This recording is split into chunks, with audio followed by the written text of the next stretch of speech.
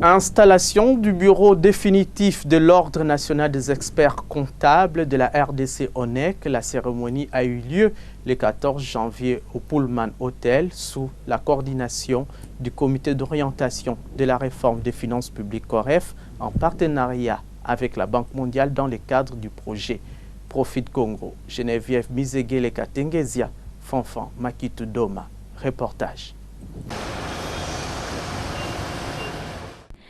C'est une journée spéciale pour la profession comptable en RDC qui, depuis plusieurs années, a été coordonnée par des organisations socio-professionnelles étrangères.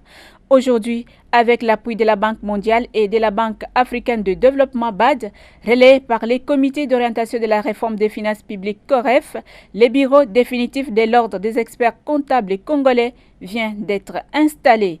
Ce bureau est constitué d'une équipe chapeautée par un président élu pour un mandat de 3 ans, renouvelable une fois.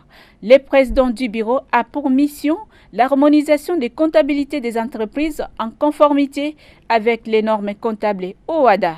Le président élu devra monter autour de lui un corps de professionnels qui accompagneront désormais les opérateurs économiques dans leur reddition des comptes. Aujourd'hui, c'est une journée spéciale pour la profession comptable en RDC, pour la simple raison que nous avons évolué dans ce pays depuis l'indépendance avec les organisations étrangères qui ont coordonné la comptabilité dans ce pays. Et en 1976, avec le concours de professeur Kinzonzi, le président du Conseil permanent de la comptabilité au Congo, à l'époque secrétaire général, c'est qu'il eut l'organisation de la comptabilité au Congo avec la mise en place du plan comptable général congolais.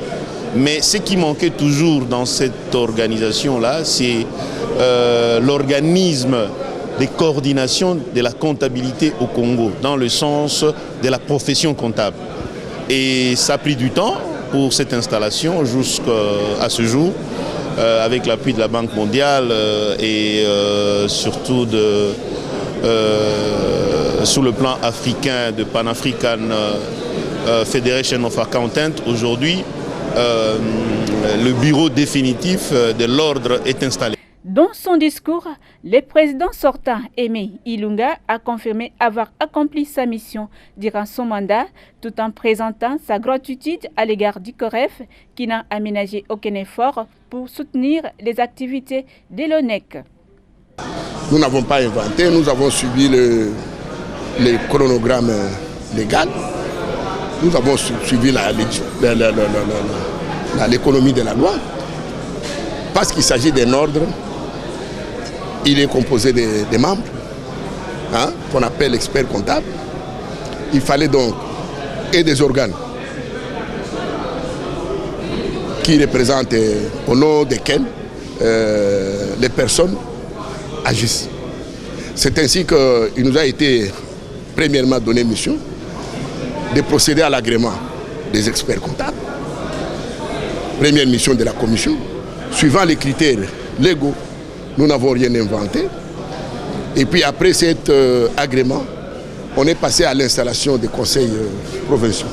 Parce que l'ordre a un conseil national et des conseils provinciaux. COREF, Banque mondiale, COREF, ça c'est incontournable.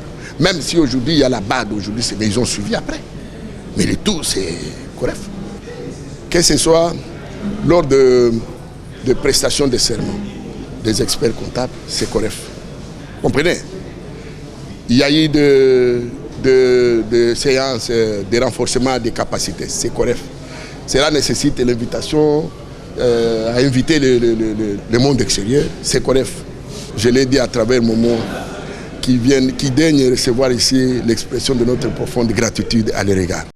De son côté, Benjamin Zailou, président entrant de l'ONEC, a remercié le gouvernement congolais qui, grâce à son assistance, a doté l'ONEC d'un cadre légal susceptible d'améliorer la gouvernance au sein des entreprises congolaises. Nos remerciements à l'endroit du gouvernement sont adressés particulièrement grâce à son assistance pour mettre en place enfin un cadre légal dans ces pays.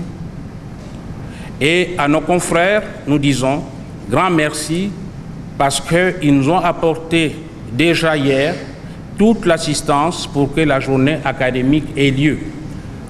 La République démocratique du Congo est donc appelée à se conformer aux normes comptables OHADA révisées pour la sécurisation et l'amélioration du climat des affaires et d'investissement dans ces grands pays de Laurent Désiré Kabila et de Patrice Emery Lumumba.